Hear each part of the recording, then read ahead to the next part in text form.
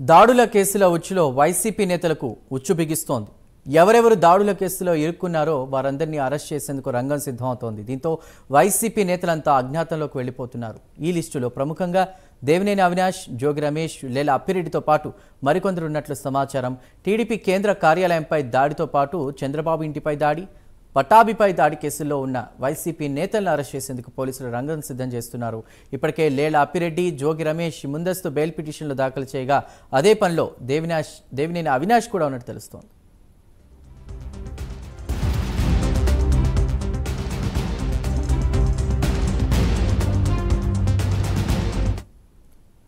Right, ఇక దీనిపై మరిన్ని వివరాలు అందించడానికి మా ప్రతినిధి మధు సిద్ధంగా ఉన్నారు. మధు, దాడుల కేసుల ఉచ్చులో వైసీపీ నేతలకు ఉచ్చు బిగిస్తోందా?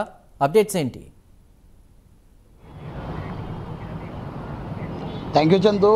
ఇప్పుడు పరిస్థితి చూసుకుంటే కనుక ఎన్డీఏ కూటమి ప్రభుత్వం చాలా దూకుడు మీద ఉందని చెప్పుకోవచ్చు. అంటే గత ప్రభుత్వంలో జరిగిన విధ్వంసక సంఘటనలు ఏదైతే ఉందో ఈ సంఘటనలన్నీ కూడాను చాలా తీవ్రమైన సీరియస్గా తీసుకుంటుంది ఎన్డీఏ ప్రభుత్వం. అయితే 2021 అక్టోబర్ 19 జరిగిన ఏదైతే టీడీపీ కేంద్ర కార్యాలయం జరిగిన దాడిపై కూడా చాలా సీరియస్గా ఉంది. అయితే కనుక నామమాత్రం కేసులు నమోదు చేశారు తప్పించి గత ప్రభుత్వంలో కూడా దాని మీద ఎటువంటి యాక్షన్ తీసుకోలేదని కూడా ప్రధానంగా ఆరోపణలు కూడా ఉన్నాయి. అదేవిధంగా చూసుకుంటే కనుక దాదాపు 3 రోజుల నుంచి కూడా ఈ కేసులో పోలీసులు దర్యాప్తు సాగిస్తూ ఉన్నారు. దాదాపు 52 మందిని అదుపులో కూడా తీసుకున్నారు. అదేవిధంగా మరికొంతమంది అంటే 27 మందిని కూడా అదుపులో తీసుకోవడానికి కూడా పోలీసులు ప్రయత్నం చేస్తారని చెప్పవచ్చు. అదేవిధంగా ఇందులో ప్రధానంగా చూసుకుంటే కనుక అంటే ఏదైతే ఉందో ఎమ్మెల్సీ లేల అప్పిరెడ్డి, అదేవిధంగా విజయవాడ సమన్వయకర్త దేవినేని అవినాష్, తర్వాత ఆరం సత్యనారాయణ, ఇది విజయవాడ 4 లీడర్ ఆరం సత్యనారాయణ, అంబేద్కర్, అలాగే జోగి రమేష్, టీడీపీ చంద్రబాబు ఇంటిపై దాడి చేసిన కేసులో జోగి రమేష్ మొదలు వీరంతా ప్రధాన నిందితులుగా చేర్చడం జరిగింది. అయితే కనుక చూసుకుంటే కనుక గత ప్రభుత్వంలో కూడా జగన్మోహన్ రెడ్డి ఏదైతే ఉన్నాడో మా కార్యకర్తలు బీపీ వస్తే ఎలా ఉంటుంది ఇలాగే ఉంటుందని చెప్పి హేళంగా మాట్లాడడం కూడా జరిగింది.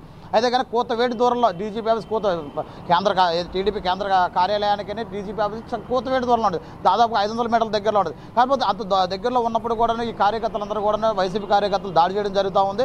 అయితే కానీ ఈ దాడిలో కూడా కొంతమంది తీవ్ర గాయాలైనాయి. అయితే కనుక పట్టాభి ఇంటి మీద దాడే కానీ, లేకపోతే నారా చంద్రబాబు నాయుడు ఇంటి మీద దాడే కానీ, పార్టీ కార్యాలయం మీద దాడే కానీ ఇవన్నీ చూసుకుంటే కనుక పోలీసులు విచారణ చాలా వేగవంతం చేశారని చెప్పుకోవచ్చు. అయితే కనుక గత 4 రోజులుగా దీని మీద విచారణ సాగిస్తున్నారు. సీసీ ఫుటేజ్ ఆధారంగాను, ఆ తర్వాత ఫోన్ ట్రాపింగ్ ఇవన్నీ చూసుకుంటే కనుక దాదాపు 52 మందిని మాత్రం అదుపులో తీసుకోమన్నారు. ఎక్కువ శాతం గుంటూరు, విజయవాడ చెందిన కార్యకర్తలు అంటే దేవినేని అవినాష్ అనుచరులు, అదేవిధంగా లేల అప్పిరెడ్డి అనుచరులు, కార్యకర్తలు మొదలుకొని చాలామంది ఉన్నారనేది కూడా చెప్తా ఉన్నారు. అంటే ఈ దాడి కూడా చూసుకుంటే కనుక ఒక ప్రధాన ఛానల్ కూడా దీంట్లో ఇన్వాల్వ్ అయ్యి ఉందనేది కూడా సోషల్ మీడియా ద్వారా మనకు తెలుస్తూ ఉంది. అయితే కనుక దాదాపు చూసుకుంటే కనుక ఇది 2019 నుంచి 2024 ఎలక్షన్ ముందు వరకు కూడా చూసుకుంటే కనుక దాదాపు చాలా విధ్వంస సంఘటనలు జరిగినాయి రాష్ట్రంలోనూ. అయితే ఈ విధ్వంస సంఘటనలు మొత్తం అన్నింటి మీద కూడా పోలీసులు చాలా సీరియస్గాను, అదే కనుక అధిష్టానం కూడా ఇది ఎన్డీఏ కూడా ప్రభుత్వం కూడా దీని మీద చాలా సీరియస్గా ఉందని చెప్పుకోవచ్చు.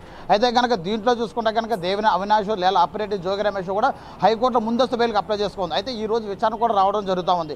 అయితే ఇందులో ముఖ్యంగా కారణాలు చూసుకుంటే కనుక అంటే టీడీపీ కేంద్ర కార్యాలయంలో దాడిని చూసుకున్న, అలాగే చంద్రబాబు నాయుడు ఇంటి మీద దాడిని, తర్వాత ఎవరైతే ఉన్నారో వీళ్ళందరి మీద దాడులు చూసుకుంటే కనుక వీళ్ళందరూ వైసీపీ కార్యకర్తలు, కార్పొరేటర్లు, ఆ తర్వాత ఫ్లోర్ లీడర్లు ఎక్కువ శాతం ఉన్నారని చెప్పుకోవచ్చు. అయితే కనుక ఇందులో కొంతమంది బ్లేడ్ బ్యాచ్లు, తర్వాత గంజా సేవించే వాళ్ళని కూడా ఈ దాడిలో పాల్గొన్నారనేది కూడా పోలీసులు నిర్ధారించడం జరుగుతుంది. అయితే కనుక ఈ రోజు సాయంత్రం మరో 25 మందిని మంగళగిరి కోర్టులో కూడా జ్యుడిషియల్ ముందు కూడా సబ్మిట్ చేస్తామని కూడా చెప్తా ఉన్నారు.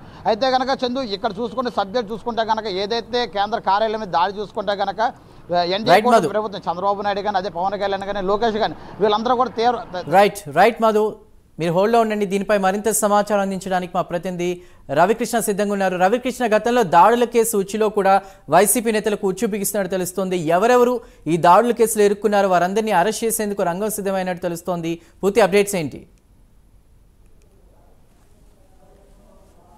అంటే ఏదైతే టీడీపీ సెంట్రల్ ఆఫీస్ మీద దాడి చేశారో ఆ దాడికి సంబంధించినటువంటి వ్యక్తులు ఎవరైతే ఉన్నారో వాళ్ళందరినీ కూడా అరెస్ట్ చేసేందుకు రంగం సిద్ధమైంది. అదేవిధంగా కూడా చంద్రబాబు నివాసానికి వెళ్ళి దాడికి ప్రయత్నించారు జోగి రమేష్. దానికి సంబంధించి కూడా కేసు అయితే నమోదైంది. ఆయన కూడా అరెస్ట్ చేసేందుకు రంగం అయితే సిద్ధమైనటువంటి పరిస్థితి. అలాగే పట్టాభి, అసలు ఈ టీడీపీ ఆఫీస్ మీద దాడి చేయడానికి కారణంగా కూడా పట్టాభి అని చెప్తారు. ఆ రోజు పట్టాభి చేసినటువంటి అనుచిత వ్యాఖ్యల కారణంగా కూడా పెద్ద ఎత్తున టీడీపీ టీడీపీకి సంబంధించినటువంటి ఈ ఈ కార్యాలయం మీద ఇక్కడ వైసీపీ నేతలు అయితే పెద్ద ఎత్తున వచ్చి దాడి చేసిన ఘటన అయితే ఉంది. దీనికి సంబంధించి దాడి జరిగిన తర్వాత పోలీసు కేసులు అయితే నమోదైతే చేశారు. కానీ ఇంత మటుకు కూడా వాళ్ళని అరెస్ట్ చేయలేదు. ఎప్పుడైతే టీడీపీ ప్రభుత్వం అధికారంలోకి వచ్చిందో అధికారంలోకి వచ్చిన తర్వాత ఇక ఈ టీడీపీకి సంబంధించి టీడీపీ ఆఫీస్ మీద సెంట్రల్ ఆఫీస్ మీద దాడి చేసిన వాళ్ళు ఎవరైతే ఉన్నారో వాళ్ళని, అదేవిధంగా చంద్రబాబు ఇంటి మీదకి వెళ్ళినటువంటి జోగి రమేష్ని, అలాగే ఇక ఈ పట్టాభి ఇంటి మీద దాడి చేసినటువంటి వ్యక్తులు ఎవరైతే ఉన్నారో వాళ్ళందరినీ అరెస్ట్ చేసేందుకు రంగం సిద్ధమైంది. ఈ నేపథ్యంలోనే గత 4 రోజుల నుంచి కూడా వాళ్ళని అరెస్ట్ చేసే ప్రక్రియ అయితే కొనసాగుతుంది. దీనికి సంబంధించి ఎవరెవరు ఉన్నారు ఈ దాడిలో ఏంటి అనే దాని మీద పూర్తిగా కూడా లిస్ట్ అవుట్ చేశారు. అదేవిధంగా కూడా ఆధారాలు కూడా సేకరించారు. ఈ ఆధారాల్లో ప్రధానంగా కూడా వైసీపీకి చెందినటువంటి ప్రధానటువంటి నాయకులు దీని వెనక ఉన్నారని అయితే మాత్రం ఒక కంక్లూజన్కి అయితే వచ్చినటువంటి నేపథ్యంలో దీని వెనక ప్రధానంగా కూడా లేళ్ల అప్పిరెడ్డి ఉన్నాడు. ఇది టీడీపీకి సంబంధించిన దాడి వెనక, అలాగే అవినాష్ ఉన్నాడు అని కూడా తెలిసినటువంటి నేపథ్యం. దేవినేని అవినాష్ ఉన్నాడు, ఆయనకి సంబంధించినటువంటి వ్యక్తులు, అలాగే ఈ లేళ్ల అప్పిరెడ్డికి సంబంధించినటువంటి వ్యక్తులు పెద్ద ఎత్తున కూడా దాడికిలో పాల్గొన్నారని గుర్తించారు. ఈ నేపథ్యంలోనే వీళ్ళందరినీ అరెస్ట్ చేసేందుకు ప్రయత్నిస్తున్న పరిస్థితి అయితే కనపడుతుంది.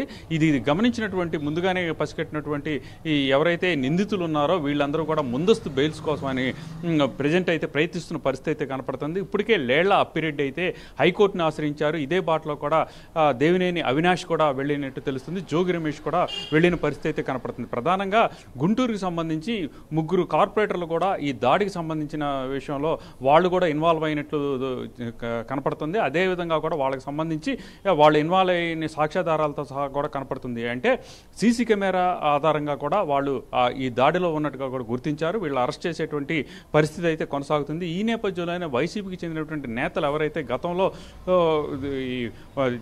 ఈ జగన్ మీద అనుచిత వ్యాఖ్యలు చేశారు అని చెప్పి ఎమ్మెల్యే అయినటువంటి మంత్రి అయినటువంటి జోగి రమేష్ ఉన్నారు. జోగి రమేష్ కూడా చేసినటువంటి పరిస్థితి ఉంది. వీళ్ళందరినీ కూడా అరెస్ట్ చేయడానికి రంగం సిద్ధమైనటువంటి నేపథ్యంలో వీళ్ళందరూ కూడా ఇప్పుడు ఏం చేయాలో పాల్పోక హైకోర్టును ఆశ్రయిస్తూ ముందస్తు బెయిల్ కోసం ప్రయత్నిస్తున్నట్టు తెలుస్తుంది. Right Ravikrishna and Madhu, thank you both of you.